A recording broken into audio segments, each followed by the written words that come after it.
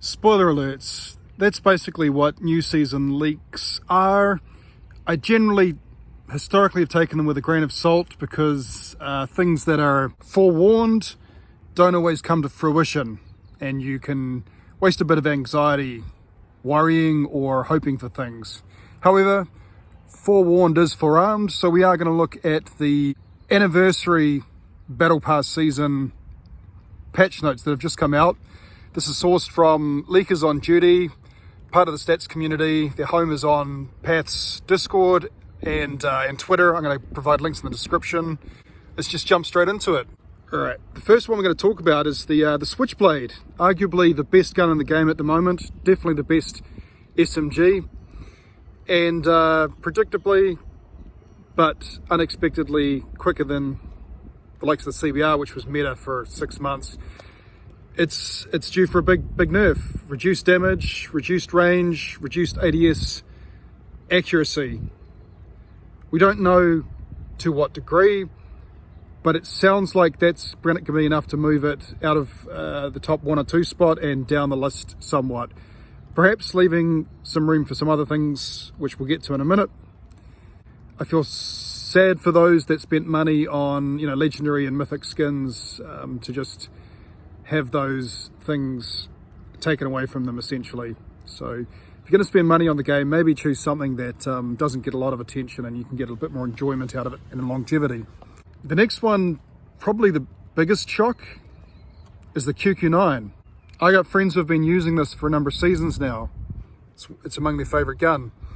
It's been solid and consistent, and it's getting reduced damage generally overall. The monolithic suppressor is getting a reduced range boost, and the 45 round mag that everyone uses currently is getting some ADS speed penalties. So with the Switchblade going down, you'd think, all right, it's a QQ9's time to shine. Nah, essentially those nerfs mean that its versatility takes a massive dive. So you're looking at a different mag and probably a close range build. Again, we don't know what the severity is, but that does not sound good. The other bizarre one is the ASM-10 Bronson barrel, which is relatively new. I honestly haven't seen it widely used at all. It's just not popular. It's getting negative leg multiplier added to it. It's getting its range boost removed. It's getting increased ADS movement speed penalties and added movement speed penalties. So, pointless now.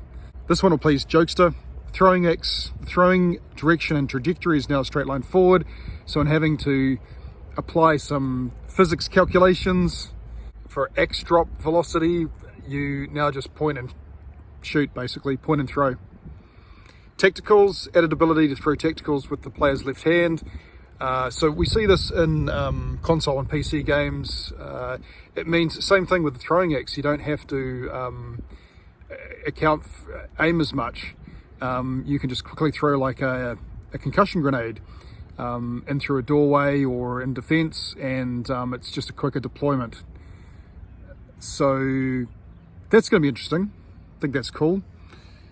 Operator skills, Purifier is getting its usage duration reduced again. That happened last season and it didn't really make much of an impact. So hopefully that removes it from being overused. Reactor core, reduced radiation damage. Personally, when I've used the Reactor core, I tend to just kill myself and nobody else. Now, you think, cool, some toxicity taken out of the game? What they're doing is they're bringing back the hives. Everyone's going to have hives again. The trapped duration will remain even if the player dies. That's one of the reasons I never use the hives, is because I'm low skill. I'm just a potato. So I pull up the hives, put them down, and then I die, and those hives disappear. So now they will remain. So this is going to be a really good operator skill to use for toxicity. And also, wait, there's more. They're increasing the damage. Woohoo! Jesus. We've got an M16 weapons balance change. There's a new signature attachment coming out, Wild Fire Perk, which I guess you'll have to do a little grind for. And it changes the M16 firing mode into full auto. So we don't know anything else about, whether there's any penalties or benefits to that. But, that the M16 is kind of been largely irrelevant. It's not good enough to use at range or anything. and we might see the rise of the M16 now. AK-47, improved recoil of the first few shots and improved sprint to fire. That's interesting, but I don't know that it's enough to make it anywhere near meta. If you're using the AK now, then I guess you get slight improvement. It's a fun gun to use. I mean, maybe actually in Battle Royale, where the AK's always been in use for almost all of the seasons BR's been running, that just puts it back to being a top contender, I guess. The Russ, improved range, improved ADS accuracy. Is it going to be enough to replace the Switchblade? We'll have to see. Probably not. But the Russ is a fun gun and hasn't really been widely used for a while, so maybe we'll see some more of that. The Hades, this is interesting. It got a buff last season, but it wasn't enough to see it just used and ranked widely. I used it in BR, but not really rank. Improved sprint to fire, awesome. Improved reload speed, awesome. And the rapid fire barrel, decreased range penalties. That's, depending on how significant, that could be a game changer for that LMG. Improved overall recoil for these weapons, CBR, DLQ, Locust, Koshka, Outlaw, J358 pistol. Okay, so for the CBR, which I think is already a competitive gun, with Switchblade going down, I think the CBR is going to be its natural contender. Maybe the PPSH, which I've been using a lot.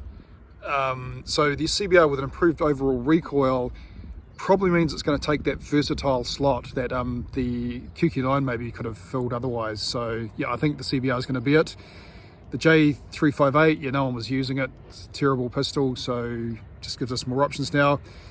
But recoil for Locust, DLQ, Koshka, Outlaw, I mean, that's just bad news. That's just good news for the hard scopers, I guess, not for how most people use snipers in the game. PP Bizon, one of my favorite guns. It's got an adjusted damage to it. We'll have to see what that means, how bad that is, or good, just what it is. Improved chest multiplier, it sounds good.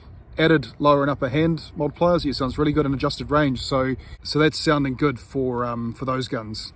Now, a little bit of bad news for snipers. Added scope glint to the sniper scopes. I don't know whether that's all scopes, whether it's the default scopes, or whether it's severity is there for like tech scope that some use. So we just said good news for snipers. That's going to be bad news for snipers. Good news for the average Joe out there trying to just have fun, get through life as easy as possible without having your brains blown out with one shot. Could be a good thing, because I find it really hard to, essentially at the moment, the second you see a sniper, they're so good that you're dead a fraction of a second later. So I don't think it's going to level the playing field by any means, but any little bit helps. I think that's probably more bad news for the hard scopers, which, to be honest, are not the snipers that worry me anyway. Now, bad news for ZRG users, and this is needed. Magazine capacity reduced. The anti-vehicle ammo, added ADS speed penalties, added reload speed penalties. That gun was OP, one shots to the toe. One of the most used snipers in ranked. And so not unhappy with that. We got some operator skills. Bull charge will still be in use even if the player hits an object other than the enemy players, and increased damage area. That's toxicity right there. I hate that bloody bull charge. It's noisy and it's stupid, and we're going to see a lot more of it, and it's going to be impossible to stop them. Gravity Vortex, oh my god. Gravity Vortex will not affect the player using it. That means you can be on a point, fire it at your feet when someone rushes in, and takes them out, and you don't disappear to the Thanos realm with them. So there is toxicity looming for the new season of COD Mobile. Ballistic shield, oh, it gets worse. Able to stand against explosions, oof. Equalizer, okay, well this is probably okay because it's been nerfed in the past. Increased damage, increased movement speed, increased shooting duration. You'll see people use the Equalizer again. MP perks, overclock, increase the operator skill recharge speed boost. Oof, quick fix, one of the most used green perks. When quick fix is triggered, HP will start recovering, but at a slower rate than normal, so less relevant for some of the faster gunfight modes where you need it. Tactical mask, increase the reduction of enemy tactical equipment effects duration. Well, you know, Dead Silence is the most used blue perk. Maybe this gives tactical mask a chance to rise and respawns. Alert, Increased footstep hearing radius. Could be interesting. Definitely an S&D. And the Jackal and BR reduced HP. I mean, to be honest, the Jackal's rarely a problem for me. Any opponent that gets into it tends to crash and kill themselves. I've rarely seen anyone skilled enough to use that to be a problem, but I guess it means you can shoot it out of the sky a lot easier, so sweet. And that's what we've got. So 10 days out till the new season kicks off. These changes generally come in like a day before. What are you going to do with this knowledge? Are you going to get the most you can out of the Switchblade, maybe get it to Diamond, or are you going to maybe pull up one of the other guns and start getting good with that, so when the changes happen there's less disruption to your COD Mobile routines and expectations? Post your hissing thoughts in the comments below. Love to hear them. Alrighty, enjoy. Wilson! Oh, and something that's probably pretty obvious about the Switchblade nerf. We saw the Peacekeeper nerfed last season. Previously Top Gun, shout out to Maverick, to make way for the Krieg 6 because there was a mythic draw coming out. Switchblade getting nerfed probably means there's a special little something in the SMG realm coming out in season 10 as well, so kind of obvious. If you want to have fun with the PPSH in that gap, click here to get a great loadout.